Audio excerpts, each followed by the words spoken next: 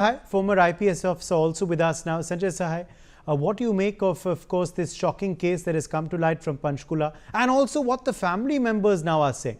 While the police, of course, is looking at it as a case of suicide for now, the family members shocked. They say something is amiss. They believe foul play is here because they say these individuals did not display any sign of stress, tension, or financial burden. Sanjay Sahay, how do you react to the family members' testimonies and this shocker of a case from Panchkula?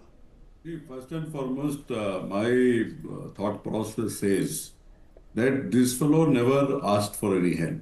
And that is a very weird sort of a thing, and that has become a norm as it stands today. Nobody asks for it. People are very, very indifferent. Coming to exact what has happened and where we are, I also saw in one of the TV interviews that the police is not telling as to what has happened in a manner they would like to know, which primarily means that the suicide note has not been made public. The suicide note, in all fairness, should be made public. There is absolutely no denying that fact. With regards to any incident of this nature, there is always a foul play list.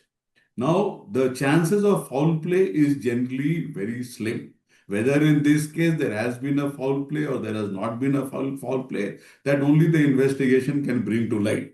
On the face of it, prima facie, what we see is that it is a case of suicide. As the psychologist was talking about it, whether it is a pact of mass suicide or this fellow has given poison to all those other 6 people, or might be few of them, the adults went in for a suicide pact and the kids were just given poison, because I don't think any kid will agree to the fact of understanding suicide and things of that nature.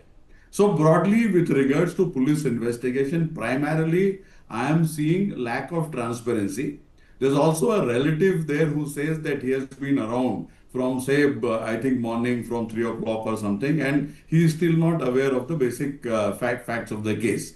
And I don't think I think it was the father of the girl who is talking about that at least they should show the dead body. So broadly, this sort of a mess should not be created in crimes of this nature, which is basically a tragedy of a nature which we find very difficult from the societal point of view or the governmental point of view to take it. Now, what is happening on a day-to-day basis? On a day-to-day basis, what is happening is this gentleman felt that there is nobody who is ready to support. And I think in the last moments of his life, he says that he has relatives who are millionaires, but there is nobody to support them. So this is one side of the story. The second part of the story where you are talking about that there is foul play and he was in very good mental health, he was very happy and he got back to the societal and he got back to the community. I think people who are having suicidogenic impulse, the first thing which they do is that other people should not know of it. And these are not inherently suicidogenic impulses.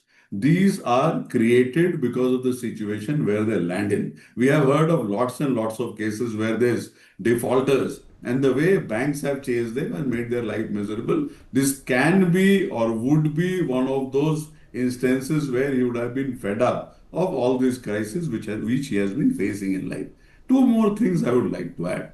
When a startup loses money, it is all fine. He can become bankrupt, he can become anything. No, none of the corporate laws applies to him. And he is back to in whichever manner with all amount of dignity and variety of other things. Same thing if it happens with a big company. Then you have NCLT and variety of other things.